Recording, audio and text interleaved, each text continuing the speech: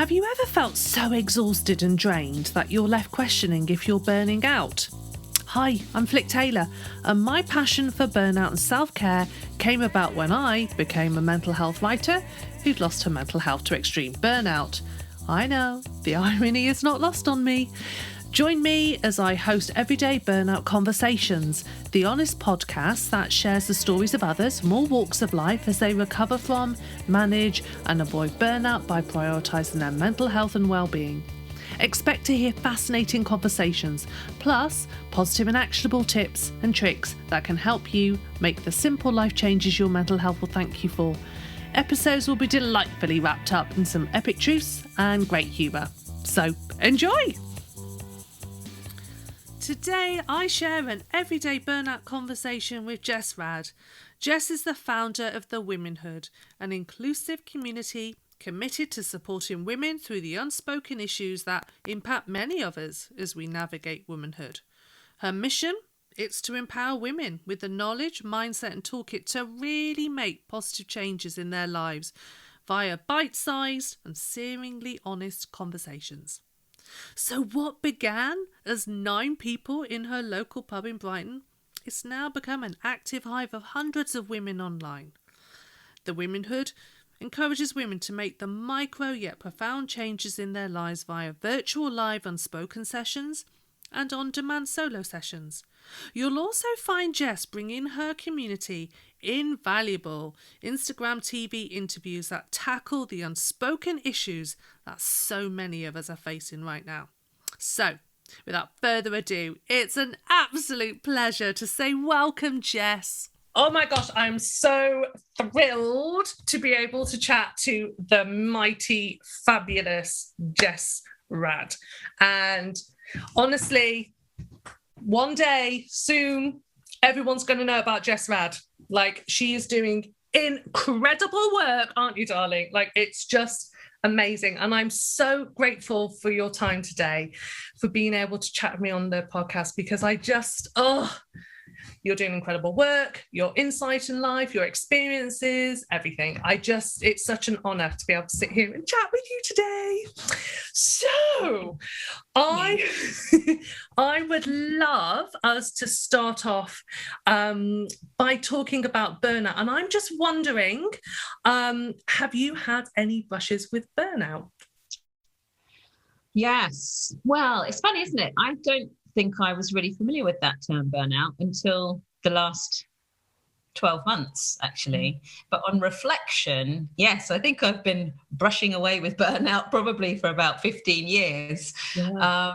As I was, thinking about this before I arrived today, it brought back memories of working in the corporate. So I worked in film and TV for 15 years in marketing, and working my butt off, I just worked so hard, too hard. And there was a time when I had an appraisal. And I remember earlier that day, I'd literally been kind of heaped over the printer because I was so exhausted. I was almost asleep on the printer. And they said, okay, Jess, basically you're doing brilliant. You're doing so well. You're doing like 110%, and we actually don't need you to do 110%. Can you just do 90%? I was like, what do you mean 90%? I don't want to do 90%, I need some constructive feedback here. I just want to keep going, Right.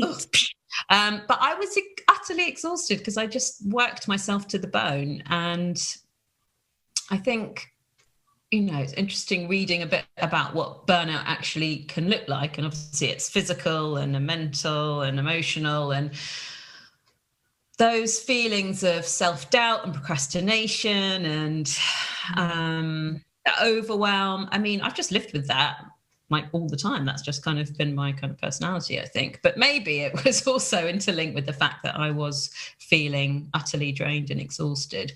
So I think that, I think it started early and then has manifested much more extremely later, more recently.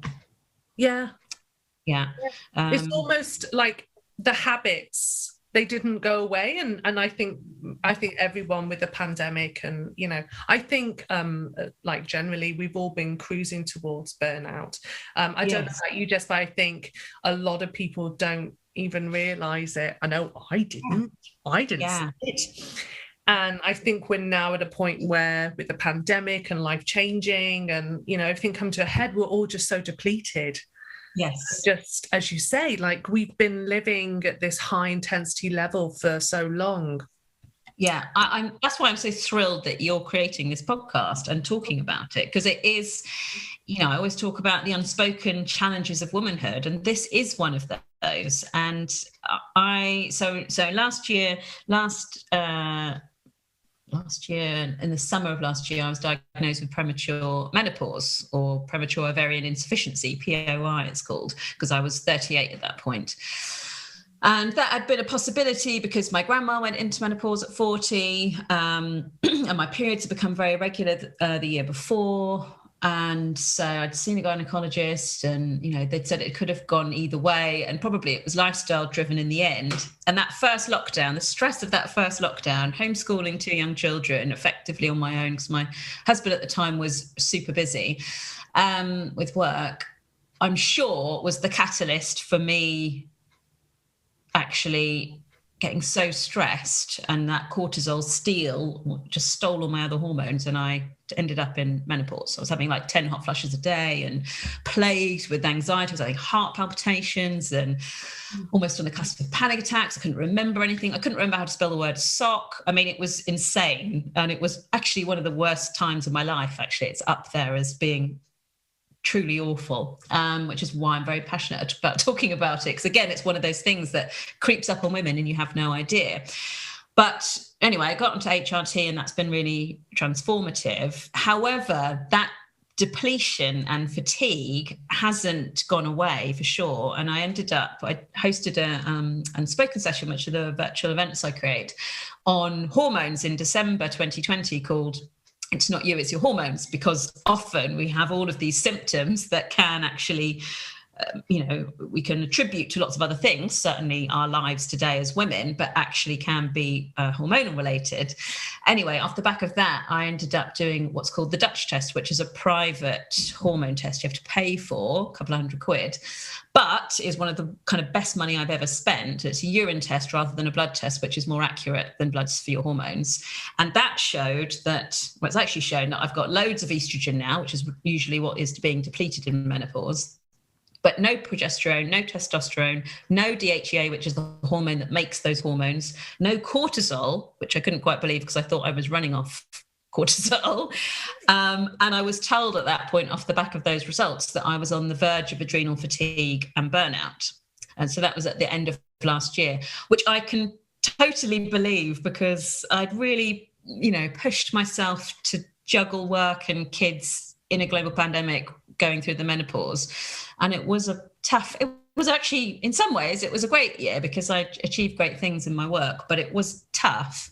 And that, I think, almost seeing the black and white evidence of actually, Jess, this is why you're feeling like you can't actually, it wasn't even getting out of bed in the morning. It was just moving generally. It might not be the morning, it might be the afternoon. I just can't move. I'm so utterly exhausted. And then after Christmas, I remember, and I think lots of people felt like this actually, was that January, I just couldn't get going again. I just felt dead. I just couldn't do anything.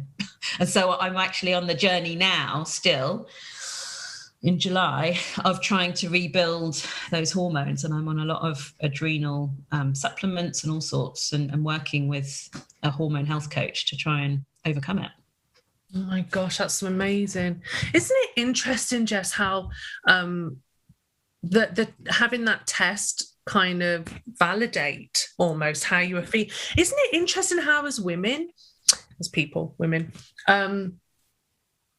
we it's almost like we don't trust ourselves.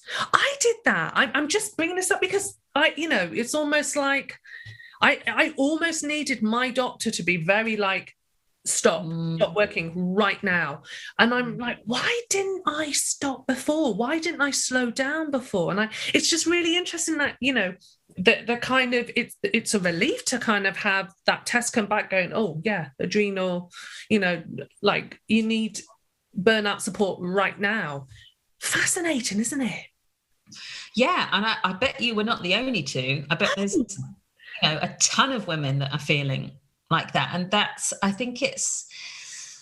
I feel very passionately that we need to try and create that time for pause and headspace and reflection, because I think our lives are so jam-packed and busy now, from the moment we wake up, especially if you've got young children. Yeah. I get it's not the same for everybody, but broadly speaking, there are so many demands on women today. Yeah. It's easy to just get to the end of the day and you actually haven't stopped. In fact, I realized I had an idea for a new IG live, which I haven't done, but it's still in the back of my head somewhere, called a woman's 1%, because 1% of your day is 15 minutes. But if you ask someone to even spend 15 minutes of their time, can you just spend 15 minutes and read a magazine and not look at a screen and have a cup of tea? They'll be like, sorry. Yeah. I mean, I'm like that. I don't have that time. I can't afford that time. I mean, oh my God, where's that time gone to just reflect, like you say, like just tune in? I mean, Glennon Doyle's like the queen of this, I think, and help me think about it. But just tune to what is our body banging on the window. Hello, listen to me, Yes, yeah. And I think this is what was so powerful in your recent boundary setting Unspoken session that I got to participate in. Oh my gosh, it was just incredible. It really was. Like these Unspoken sessions, they are not your average virtual event, that's for sure. Oh my gosh. Like I actually, it took me a couple of days to be very quiet and process the whole thing, because it was phenomenal, and for anyone out there who hasn't experienced one of these, like, do yourself a favor and sign up, because the whole experience is incredible. But with your boundary setting Unspoken session that you did with Debbie Edwards, who's incredible, it's really looking at setting those boundaries, creating that time for you, and unapologetically taking that 1%. Like, you're so right, 1%, 15 minutes is nothing. Yet I know the lure of the to-do list and work and sorting. I found in my burnout, the more I worked, the more I felt guilty about not doing as much for my family. So I overcompensated, and it ends up in this vortex of just, you're lost. You're completely lost. And so, yeah, you're right. The boundary setting is so important, isn't it? So what boundaries have you set for yourself as you kind of recover from your burnout? Well, last year in lockdown, it did help you. In some ways, it was hard to think straight, to be honest. I know a lot of people said, "Oh, it's giving time for reflection." I'm not sure I had that much time still, maybe because I had kids at home, but it did force you to live life in a different way. And so I've never really been Miss Fitness or Miss Outdoors, but I did start sea swimming in September last year.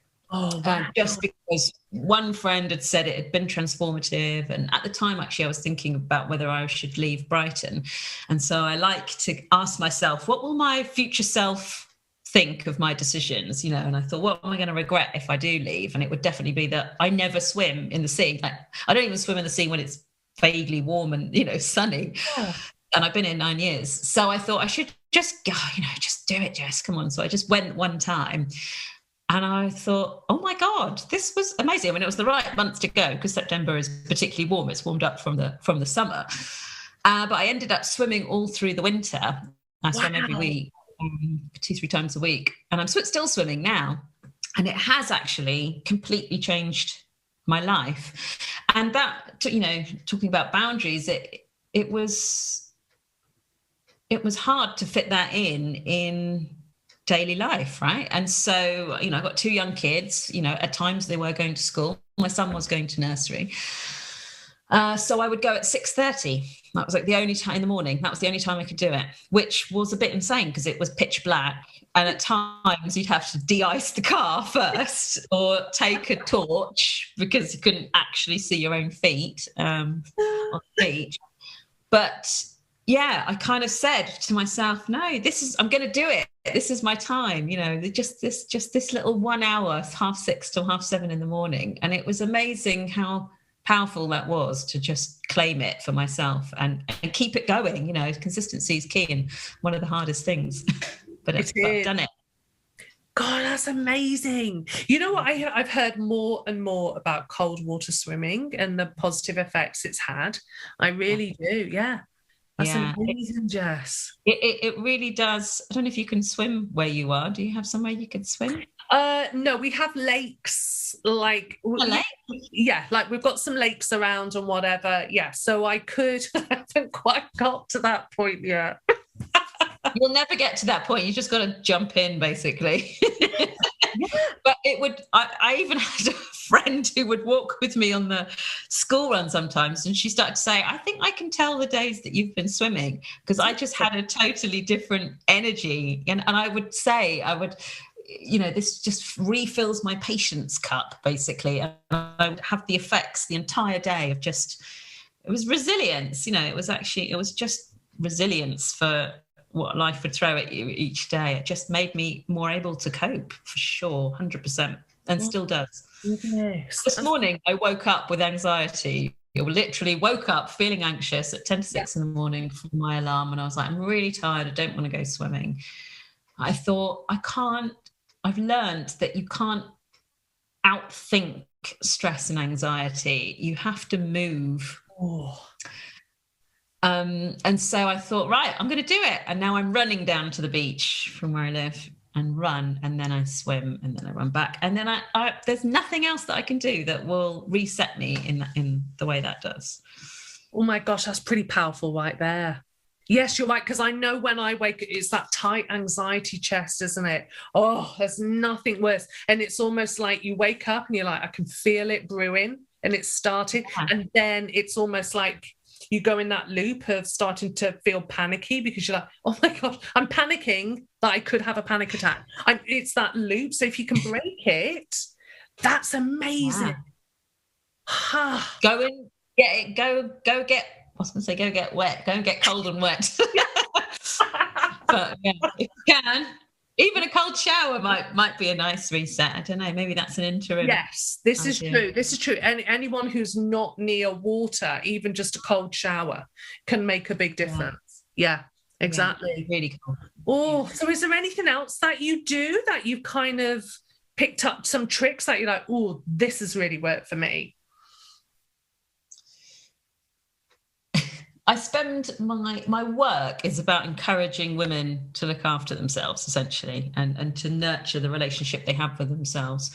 And I remember hearing the phrase, we teach what we need to learn. And so when I hear myself share ideas or guidance or invitations or whatever it might be, to whether it's just a friend or whether it's, through the WomenHood or whatever, I often will try and think to myself, is this actually what I need to hear right now? Because you need to keep practice. I don't always practice what I preach, for sure. So that's been a good way of, having a kind of often daily reminder of what do you need, Jess? It's not just about give. I'm so good at giving, a little mirror. Yes. Yeah. How good are you at taking rest? Because if you're like me, like we both give, and we overgive. How good are you at taking rest? Terrible. Really, really bad. Me too. So bad. Yeah, I can't, for many years, I couldn't just watch a film. I would have to do my nails as well or something. I couldn't just do one thing because that would be too indulgent. You can't just, it's almost like I'm being told, you can't just relax. That's not productive enough. And then there's that phrase, isn't it? And I've put it a couple of times on the WomenHood Instagram because it always gets such a good response. Rest is a productive activity. Yes.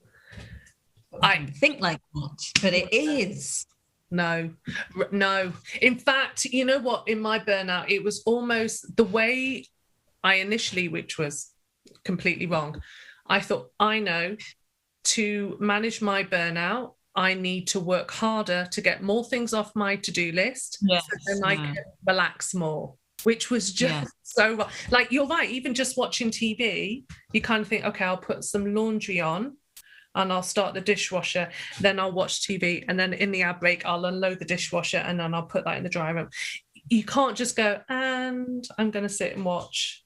And it's interesting just because, you know, obviously I'm married and I've got 2 boys, and I look at them and they're so good at taking rest. Is there anything that you think, oh, maybe this is why I'm not good at taking rest? I I think it's definitely partly personality. I do remember having therapy many years ago, and she said, she was the first person to say this, and I've had this a million times since, but at the time it was quite new. She said, you really need to be kind to yourself. Right, yes. What could you do that's kind to yourself? And I thought, I literally drew a blank. I was like, oh my God, I don't know. I actually don't know. Oh, I think I'm a relatively smart woman, but I didn't know what that might look like. All I could think of was having a bath. And on reflection, I realized that I think that's possibly all I saw my mum do when I was growing up. I'm the eldest of 6. Right. And my mum was a childminder as well, and a single mum for a little while, and she, you have to, I work hard with 2 kids. I cannot even imagine what it's like having 6. It wasn't, and I'm the oldest, so it doesn't mean I was looking after the youngest like everyone assumes. I think I was, just the oldest and probably quite unhelpful. I can completely understand why she may have only had a chance to have a bath, but that does make me reflect often on what it is that I'm teaching my children about.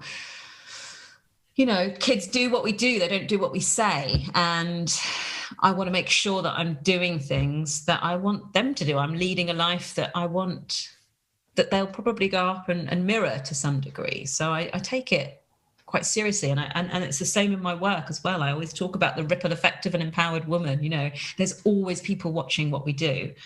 So are we doing things that we want other people to do? That's often a more motivating driver for women to actually get into action, is when you reframe it for them and go, do you want your daughter to do this, or niece, or whoever it might be, or your best mate or your sister? And they go, oh shit, no, so I better change it, rather than, can you do this for yourself? That's somehow harder.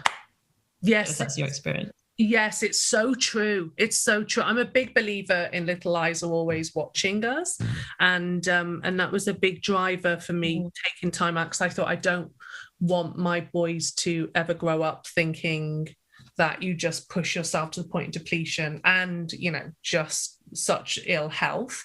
I want them to kind of, you have to, model to them that actually your life and your health is the priority here. So I completely agree with you. And it's interesting your work with other women and how that would, pitching it to them, because it makes complete sense. When I doing your boundary setting Unspoken session, that was a real kind of theme, that talking to some of the other women in the group of how a lot of them, for the first time in their life, they were starting to look after themselves, or at least recognize what maybe they were missing. And, it's pretty incredible to think. Yeah, and I think it feels more prevalent now. I'm 39 now, and I feel I don't really resonate with the term midlife yet. Maybe I am there and I just don't want to recognize it. But anyway, women at this rough kind of stage of their life, and certainly menopause as well, seems to be this real awakening for people of women, suddenly realizing that they've spent so much of their lives serving others, and oh my gosh, now it's time for me. And I don't actually want that. I want us to have time right from the beginning. I don't really want to sell it in terms of this is what other people are watching and you should do it for others. I don't want that at all. I want women to do it for themselves, 100%. And I think every time that each of us makes a decision to do that, then we're paving the way for everybody around us as well to do it, to just go, I've got a friend actually who's quite good. She's quite good at, I'm not going to clear up the kitchen before you come round. I went and watched whatever TV show she's watching instead. And I was like, wow, good for you, because I would not have done that. I would have run around like a blue-ass fly and tied it up before you got here. Yeah. But she knows she knows herself well enough that I'm going to be in a more relaxed state and better company. And I know you're not going to judge me if my kitchen's dirty. Absolutely. So yeah, you need more women like that are just doing it. Yes, absolutely. Do you feel like you're starting to reclaim yourself a bit more? I do. And I did this year. I haven't done much. I've had so much happening in my personal life this year. And I, on top of the fact that I was on the cusp of burnout, and I remember having a coaching session it was literally about how I can rest, to your point about rest earlier, because I wasn't going to let myself. It was like, at one point, actually, I remember saying to a friend, if I just put more on my list, then it will force me to just get into action. And the look of horror on her face was like, no, Jess, don't do that. That's a terrible idea. I'm like, okay. And in the end, I think I had a week or maybe two of just, I let myself have 2 or 3 kind of duvet days or something like that. I remember even having to Google TED Talk on rest, because I don't know what rest is. It's not just sitting and watching TV. That it's more profound than that, really. But I am feeling better for it now, and I always advocate for baby micro steps. I think we know where we want to get to, and it feels so unattainable. You just can't even be bothered to get started because it feels too far away in the future and inaccessible. And so I'm trying to practice what I preach, and that has worked. I've been working with this hormone health coach. So it's okay, I'm going to take these supplements. I don't take them every day, but I take them most days, and I'm not going to try and beat myself up for it when I don't. I'm trying to get more sleep, I'm not perfect at it, but yeah, it's like I'm doing a bit more. I've stopped kind of intermittent fasting actually. So I wouldn't fast kind of crazy 16/8 or anything, but I finish dinner earlier, not have the usual dark chocolate on the sofa at 9-10 o'clock. And I wouldn't always eat breakfast early. I'd get up at 6, but not eat until 9 or 10. So whatever that time frame is. Okay. But it turns out that's not actually very good if you're a woman and you need to balance your hormones. There's some evidence out there now that that's not very helpful. So even though it goes against what I really want to, I'm trying to eat within an hour of waking up now. And that's been pretty seismic for my energy levels, actually. I'm changing my diet. So it's all these, sounds like a lot when you put them all together, but they're little things. You're right. It's those little baby steps that we can take, and we can gradually build. But for me, when you said I don't beat myself up for not taking the supplements every day, like if I miss a day, it's okay. Like, I think that's a real key.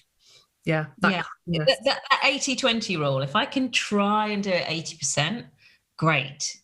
Just don't worry too much about that 20%, which is not how I used to operate. It's like 100%, be perfect, do it well, or don't do it at all, and it's that kindness, isn't it? It's that bit of self-love and kindness to ourselves. Yeah, absolutely. Yeah. It's interesting because I know of your incredible work with the WomenHood building community. I'm listening, and it sounds like community is a big thing for you as well. Like when you said your friend had pointed things out.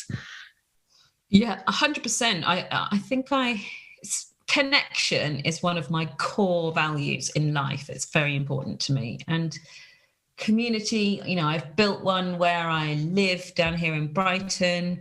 I'm one of 6, and I feel lucky to have that kind of real core support network in my family. We're all very close.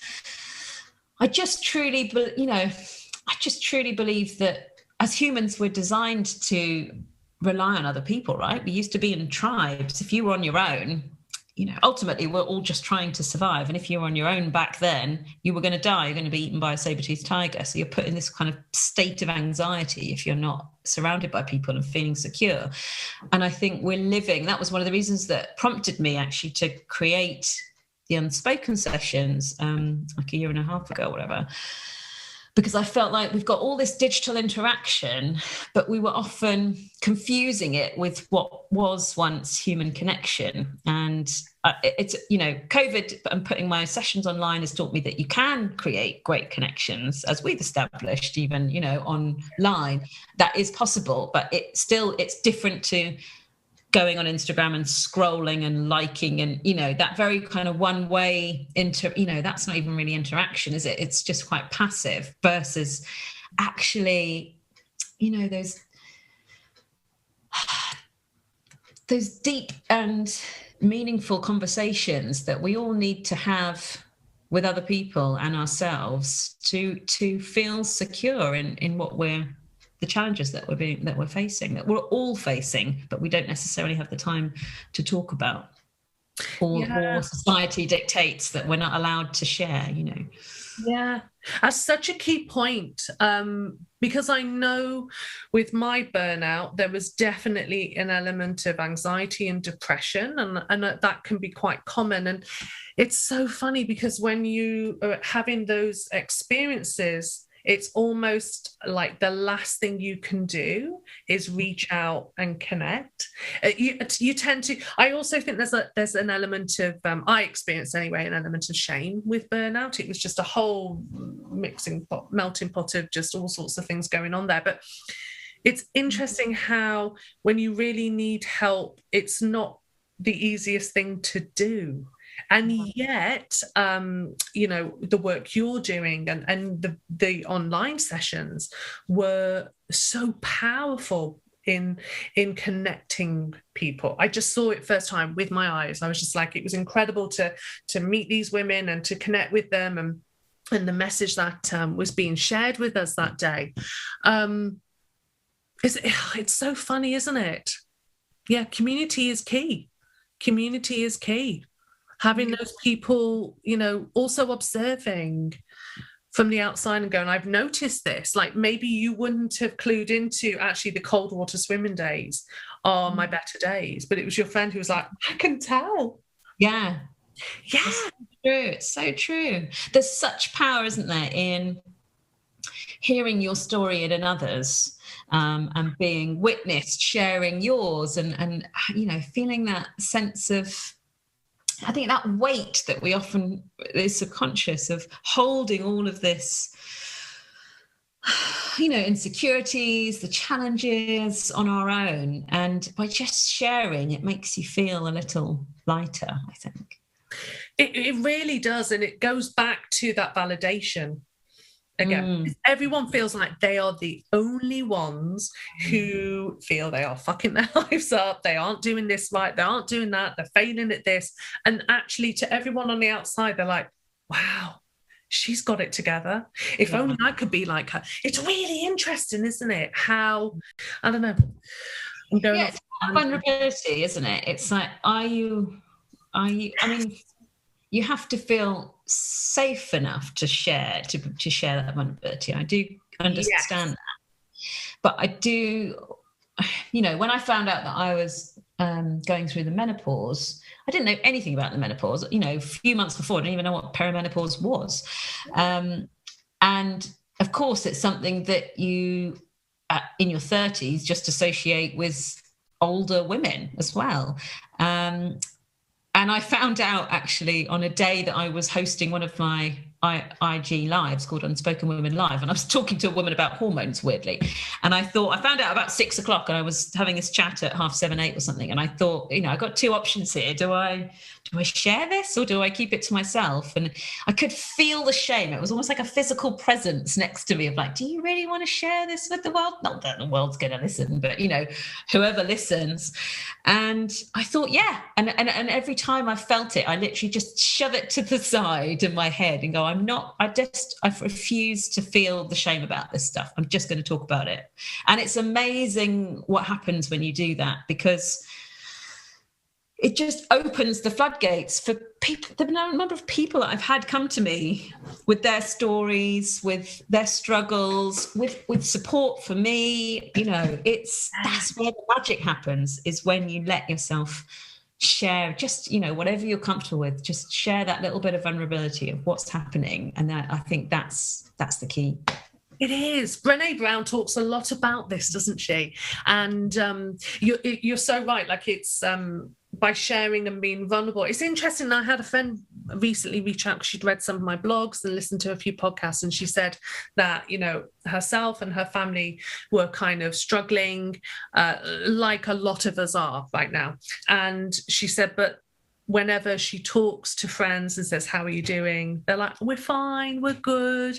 And she said, we're all lying. Yeah. We're like, yeah, it's because it takes a lot to be vulnerable and go, oof, actually, I'm really not good. It's that toxic positivity, which I clearly subscribe to, because I was always like, the thing is, when you work with palliative care and, with families with life-limiting conditions and whatever, you tend to be like, you smell the roses along the way, and, death is the ultimate thing. So you're kind of like, we're good. We're here another day. It's all good. And it was almost like I struggled to not happy my sadness.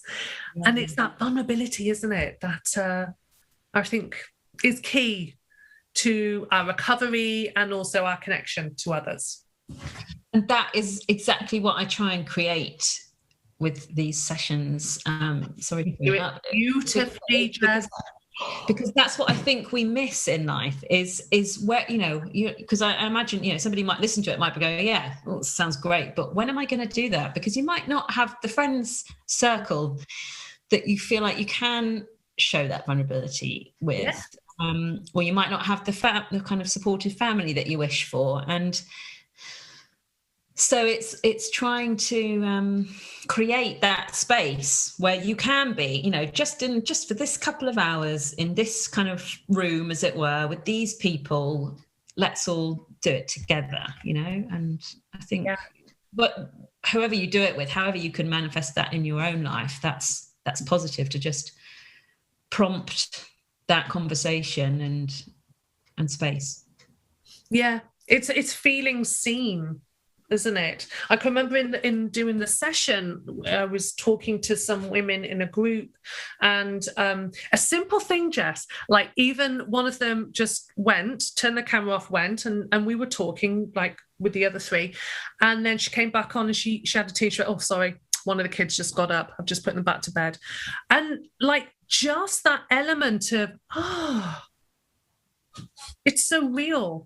Yeah. It's like it kind of it really, to me, it kind of relaxed me. I was just like, oh my gosh, yeah, so what if the cat's meowing and he wants to do it? Like, this is real life, but we are all present, we are all here, and we are all seeing one another. And I don't know, for some reason that moment really stuck with me. I don't know what that, yeah it was really interesting. Yeah. Oh, I could talk to you all day, Jess. I really could. And for anyone listening, like, oh my gosh, honestly, I urge you after this, please go and check out Jess's Instagram page, the WomenHood. Go and check out her work, watch her lives. Honestly, do yourself a favor and go and get one of the Unspoken sessions, the solo sessions afterwards. Like, just incredible work. Because I feel when you're in burnout, it's very, I just was so lost. I didn't even know where to begin. Because you do that initial period of kind of, I just collapsed, and so I just had to lie and, kind of physically recover for a little while.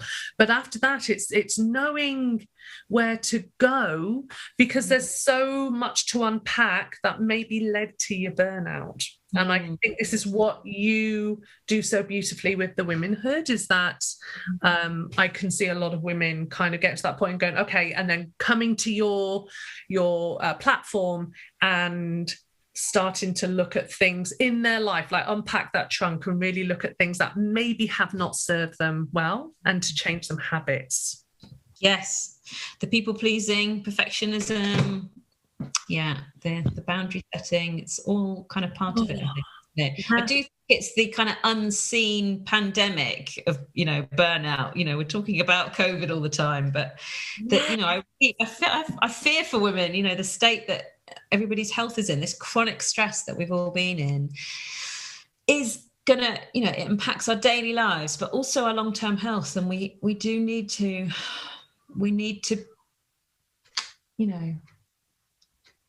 be reminded gently of our agency. We can change things for ourselves, and actually, sadly, that's the only person that can do it. We can't often, I'm on the mindset of, can I pop a pill? Who can I outsource this problem to? And the reality is, it is just us that can make those changes. But in some ways, that is, of course, the perfect solution to any problem. If it's just up to us, then great, let's do it. Yes, exactly. Carve out that time, make that space for yourself, start to make those little baby steps. They all build up, don't they? Yeah. Absolutely. Yeah. Oh, Jess, this has been amazing. It really has. So I don't know if you're up for this. With all my interviews, I've been asking 5 quick fire, light-hearted questions at the end. It's really interesting because everyone answers differently. So are you up for it? Yes, let's do it. Okay. Perfect. So on your dodgy, tough days, do you opt for lemon in water or lemon in gin? Definitely used to be the gin. Actually, it was a sherry. Weird. Oh, sherry! Well, that was what I could get away with during the day and pretend it wasn't alcohol. It would remind me of my grandma. Anyway, but I have made a change this year, 2021. So it will be lemon and water now. Oh, and you feel better for it? Yeah, 100%. Yeah. The inflammation I find when I drink less. It's interesting. Okay, move your body or move the remote? Move. So old Jess would have been move the remote, but now, latest Jess is definitely move my body. I've definitely realised, as I said, you can't outthink stress or anxiety. The best thing is to move, even when you really don't want to. Oh, I really love that, Jess.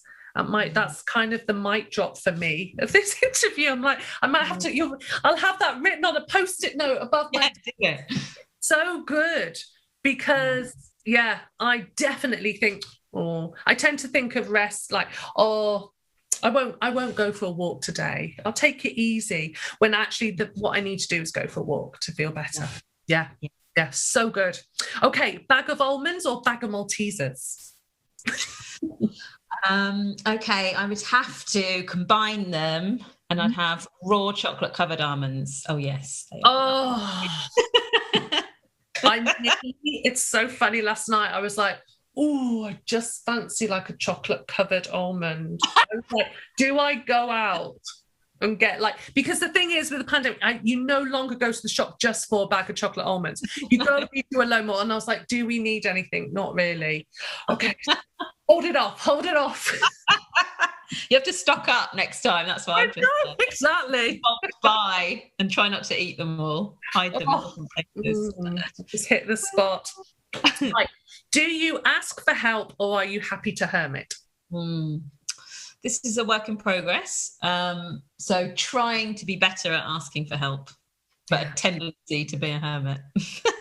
I know. I'm the same. Happy to give help to anyone. Yeah, of course. But for myself, I'm like, I'll just sit here and do it. Yeah. No. Yeah. Work in progress. I get it. And lastly, what is the one thing that you're going to do in the name of self-care that your future self will thank you for today? I think I've already done it. I woke up and went for a swim this morning, even though I didn't want to.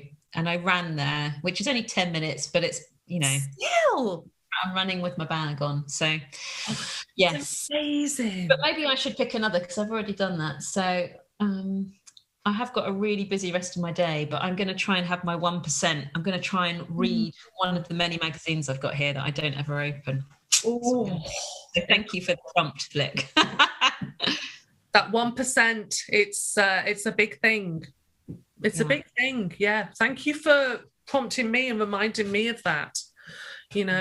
Yeah, love it.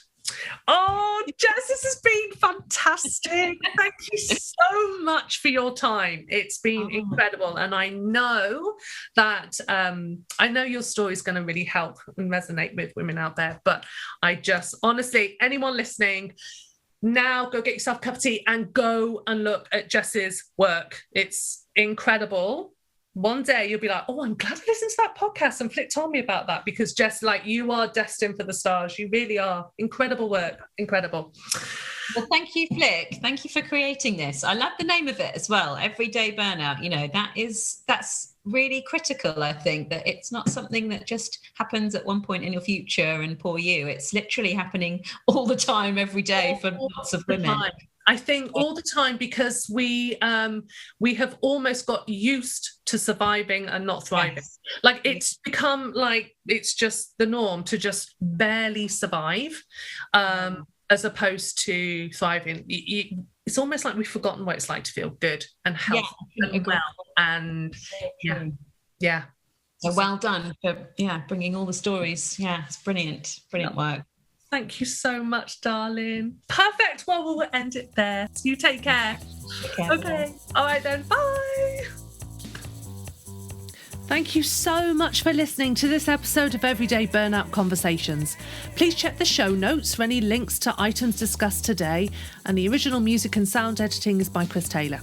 If you've enjoyed this podcast and have a spare few minutes, then it would be absolutely amazing if you could leave me a happy starry rating and review. It really does help this podcast reach a little further, and I'd just love it to land in the lap of those who, like me, last year are perhaps feeling isolated and lonely in their burnout struggle. Please note, this podcast is not intended as medical advice. Remember, you matter, so don't hesitate to reach out to your doctor or mental health professional for support if you're having a rough time. Wishing you a great week and take good care of yourself. Bye for now.